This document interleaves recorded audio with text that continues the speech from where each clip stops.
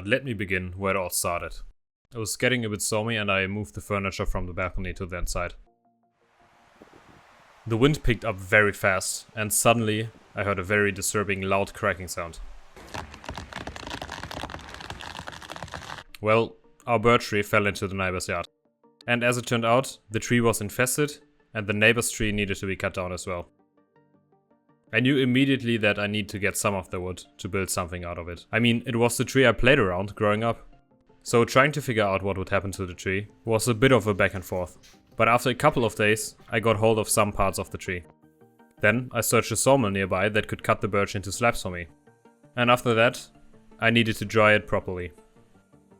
Which, according to my quick Google search, can take up to a year. So, I waited.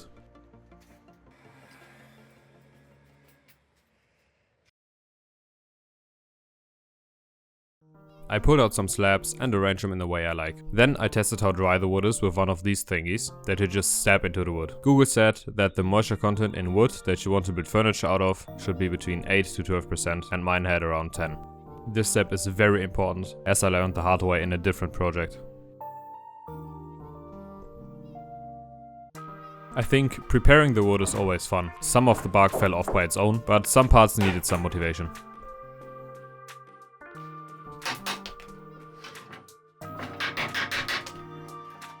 You might have seen the piece of oak flooring in the middle of the tabletop. I wanted to give it all a little bit more contrast, but most importantly, this is my way of making the table wider without cutting up more of my precious slabs. I just cut 2 of them roughly to size and glued them on top of each other.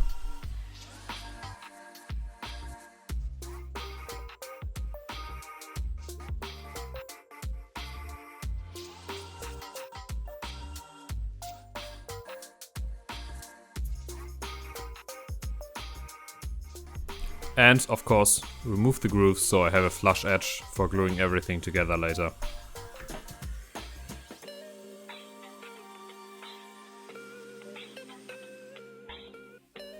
I never worked with a full slab of wood before, but what I've seen other people do on YouTube is to cut off the edges with a track saw.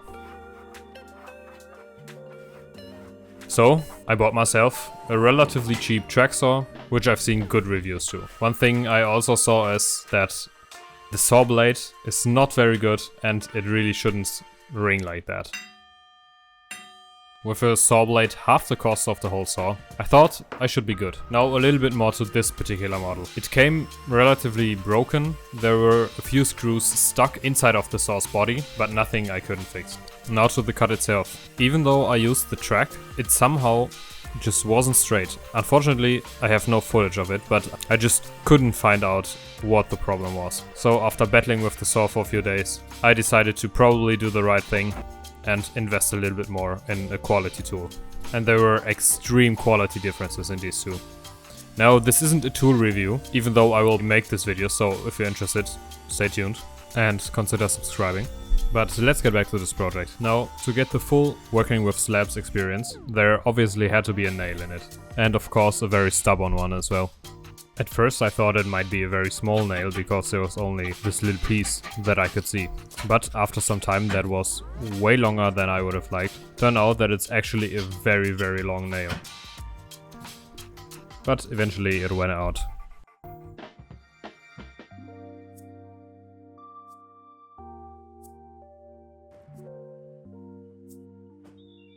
I don't have a jointer in my small shop, especially not one that could fit the whole slab, so I'm building myself a jointing jig for my planer. There are a lot of good tutorials how to build one of these already online, so I will cut it short. You basically take a flat surface that you're gonna glue the slab on. Now there will be some corners that will lift from the bottom plate and these need to be supported. And for that I cut up some wedges from a square piece. After that I use some hot glue to fix everything in place, and this way you can effectively plane a board.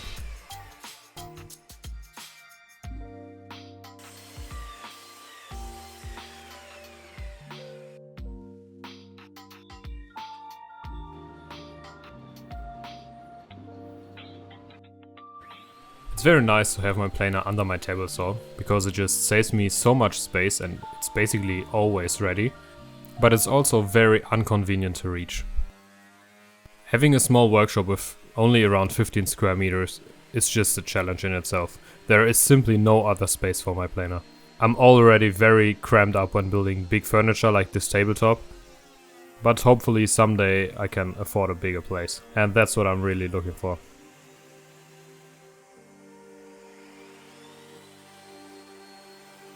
I thought gluing everything up at once would be way too stressful, so I glued up 2 pieces together with the biscuit jointer. I think the biscuit jointer was one of the best investments in my workshop so far, because it just makes gluing up boards so easy.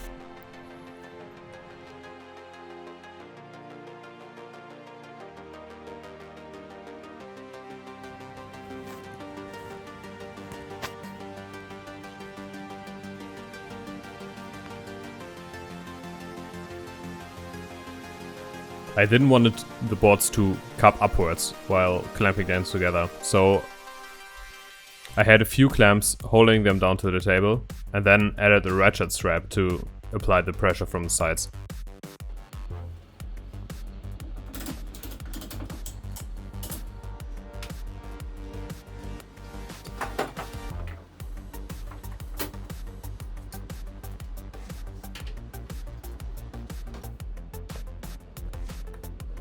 We are slowly reaching the finish line here. I mixed up some quick bonding epoxy and filled up holes and cracks. I think this is a very satisfying process, especially using a hand plane later to plane the epoxy is just something that I'm looking forward to.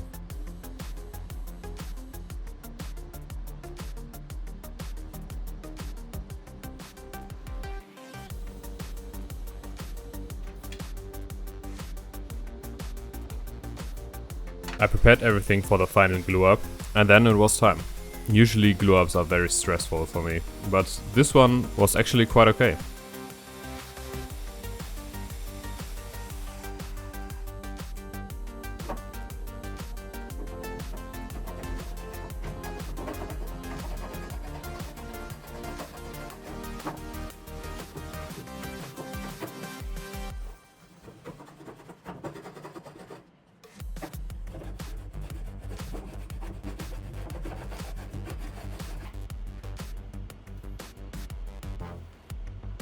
The final glue up went very smoothly.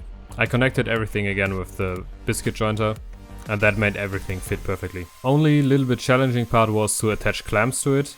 I left the front edge natural, so there wasn't a flat spot to put them on, but it was okay.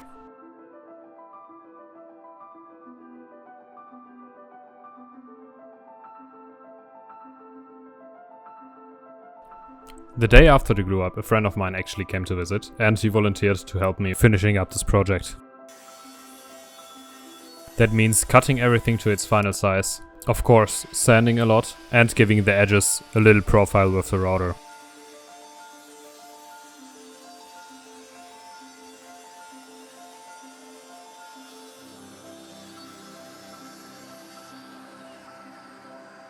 Of course I let him have a go with the tracksaw as well.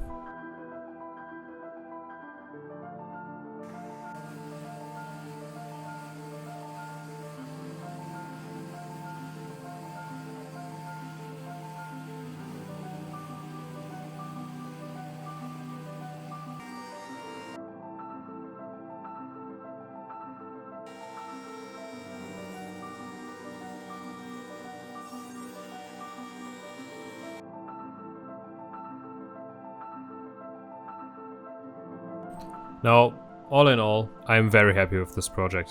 I'm currently cutting this video on this desk, so while looking at it, I really can say that I'm very pleased with how it turned out.